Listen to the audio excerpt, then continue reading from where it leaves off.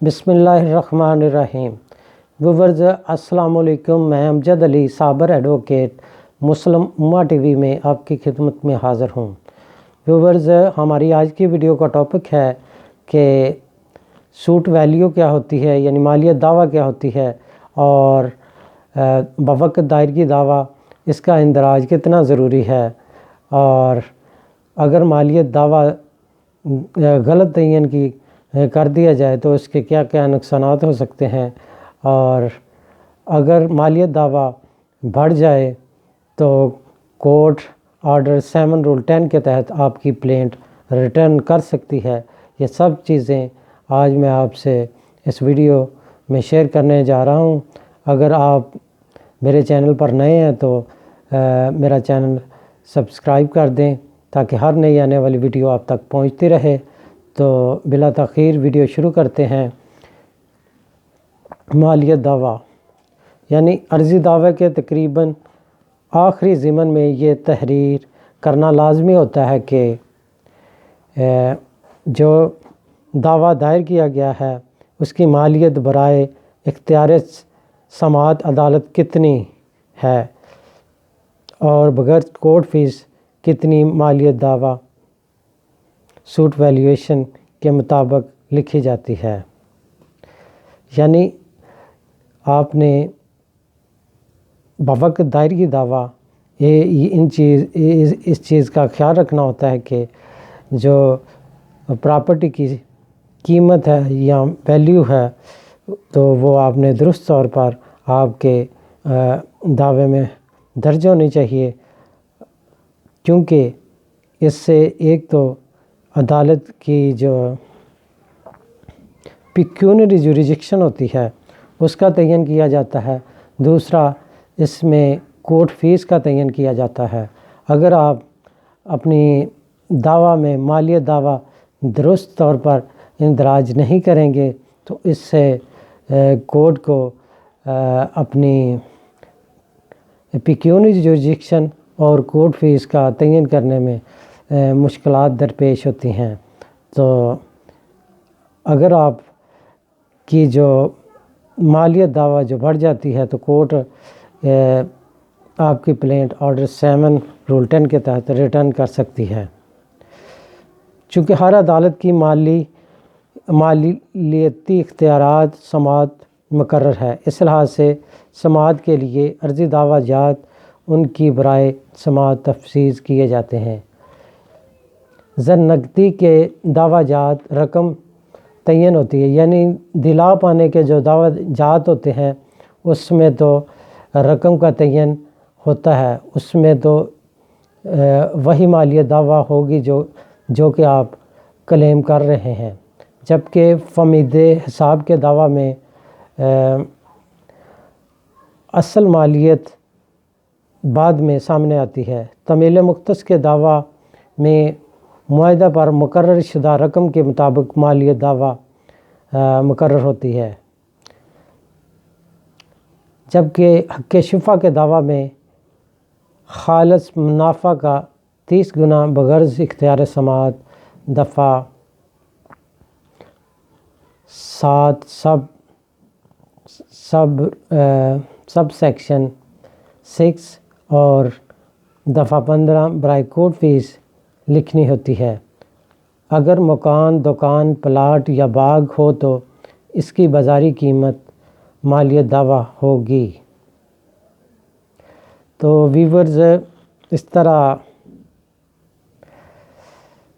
ایک چیز آپ کے ذہن میں آگے کہ مالیت دعویٰ جو ہے کتنی ضروری ہے، اور یہ دعویٰ کے ضمن میں لازمی لکھنی ہوتی ہے کہ مالیت دعویٰ بغرض کورٹ فیس و اختیار سماعت اتنی مقرر کی جاتی ہے۔ تو اب میں آپ سے اس حوالے سے امپورٹنٹ کیس لاز شیئر کروں گا، اس سے آپ کو زیادہ جو سمجھ آ جائے گی۔ یہ کیس لا جی، عدالت سماعت کے روبرو دائر کردہ دعویٰ تقسیم جائیداد بابت جائیداد کی مالیت 230 روپے برائے اختیار سماعت لکھی گئی، اور برائے کورٹ فیس ₹15 لکھی گئی۔ یہی مالیت دعویٰ جو کہ عرضی دعویٰ میں لکھی گئی، اپیل کے فورم پر بھی یہی مالیت دعویٰ تصور کی جائے گی، جو کہ بابت اختیار سماعت عدالت اپیل ہوگی۔ یہ تھی جی PLJ 2015 supreme court 868۔ Next case لایا جی دعویٰ استقرار حق، دخلیابی، ہرجانہ، معاوضہ اور منسوخی پٹا کے دعویٰ جات اکٹھے ڈگری ہوئے۔ اس حکم ڈگری کے خلاف کی گئی اپیل عدالت اپیل نے واپس کر دی کہ اس کے اختیار سماعت سے باہر تھی۔ دعویٰ میں مالیت برائے کورٹ فیس مبلغ ₹2,00,000 مقرر کی گئی تھی اور عرضی دعویٰ میں مطالبہ سے اس سے بھی بڑھ گیا تھا۔ زیر order 7 sub section 1 court fee act 1870 اگر دعویٰ بابت رقم ہو بشمول ہرجانہ، معاوضہ، خرچے کا تو بقایا اور دیگر رقوم جو کہ مقررہ مدت کے لیے ہوں تو کورٹ فیس کی ادائیگی نفس مضمون کے مطابق ہوگی۔ قانون مالیت دعویٰ 1887 کے دفعہ 8 وہ دعویٰ جات جن کا اطلاق آرڈر 7D5 اور 9 یا 10 آف کورٹ فیس ایکٹ 1870 مالیت بغرض کورٹ فیس و اختیار سماعت ایک ہی ہوگی۔ موجودہ مقدمہ میں چونکہ دخلیابی اور رقم ملوث تھی، اس لیے نفس مضمون اختیار سماعت کا تعین کرے گا۔ اس لیے موجودہ مقدمہ میں کلیم عدالت اپیل کے اختیارات سے بالاتر تھے، اس لیے عدالت اپیل کے فیصلے کے خلاف عدالت عالیہ میں دائر کردہ نگرانی خارج شد۔ یہ تھی جی 2013 YLR 942 لاہور۔ نیکسٹ کیس لایا جی بنیادی طور پر عدالت نے ضابطہ دیوانی کی شک آرڈر 7 رول 1D کے مطابق اس مالیت پر انحصار کرنا ہوتا ہے جو کہ مدعی نے عرضی دعویٰ میں مقرر کی ہو۔ یہ تھی جی 2011 YLR 1999 کوئٹہ۔ نیکسٹ کیس لایا جی دعویٰ استقرار حق ما حکم امتناعی دوامی، مدعی کی جانب سے مقرر کردہ مالیت دعویٰ بغرض اختیار سماعت و کورٹ فیس تک درست تسلیم رہے گی جب تک کہ اس کے خلاف ثابت نہ کرایا جائے، یعنی جو درج ہے وہی رہے گی جب تک کہ اس کو غلط ثابت نہ کیا جائے۔ یہ تھی جی 2010 CLC 1507 کوئٹہ۔ نیکسٹ کیس لایا جی مدعی نے مالیت دعویٰ مقرر نہ کی، کسی کو بھی مسلمہ طور پر دستاویزات کی بنیاد پر مالیت دعویٰ مقرر ہوگی، کوئی دوسرا طریقہ نہیں ہے۔ یہ تھی جی PLD 2002 supreme court 1162۔ Next case لایا جی اگر عدالت کو اختیار سماعت مقدمہ حاصل نہ ہے تو مالیت زیادہ ہے یا کم ہے، دعویٰ مجاز عدالت میں پیش ہوگا۔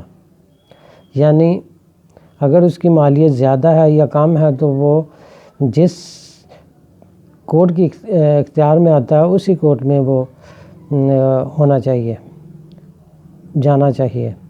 یہ ہے جی PLD 2002 کراچی 511۔